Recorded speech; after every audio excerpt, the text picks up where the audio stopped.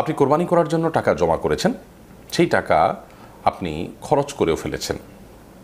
কোরবানি করার মতো যদি আপনার কাছে কোনো টাকাই না থাকে, তাহলে সেক্ষেত্রে তো আপনার পুরো কোরবানি আবশ্যক হয়নি, যার কারণে আপনার এর জন্য আল্লাহ তাআলার কাছে কোনো পাকড়াও হবে না।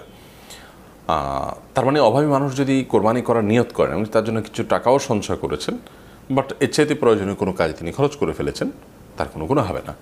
কিন্তু যদি আপনার কোরবানি আপনার উপর আবশ্যক হয়, এরকম মানুষ হন, অর্থাৎ আপনার হয়তো ক্যাশ টাকা নেই, ব্যাংকে আছে অথবা অন্য কারোর কাছে আছে, রাখা আছে, বা আপনার কোরবানি যে কোনোভাবে করার মতো স্কোপ আপনার কাছে আছে, তো হয়তো ক্যাশ টাকা আপনার কাছে নেই এই মুহূর্তে। ধরুন আপনার কাছে ছাগল আছে, পশু আছে, এবং আপনি কোরবানি করার মতো সম্পদ, সেটা সোনা গয়না ইত্যাদি যে কোনো রূপে বা আকারেই আছে, তাহলে সেক্ষেত্রে আপনার পুরো কোরবানি তো বর্তায়।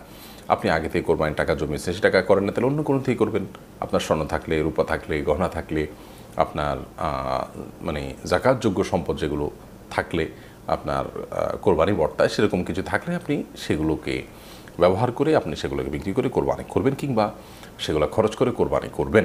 আর যদি এমন হয় যে এরকম কিছু নেই, আসলে আপনি কোরবানির জন্য শুধু টাকা জমিয়েছেন, এখন কোরবানি করার মতো টাকা আর নেই, সেটা খরচ করে ফেলেছেন, তাহলে এখন আপনার উপর কোরবানি আবশ্যক হবে না এবং আপনার জন্য গুনাহও হবে না।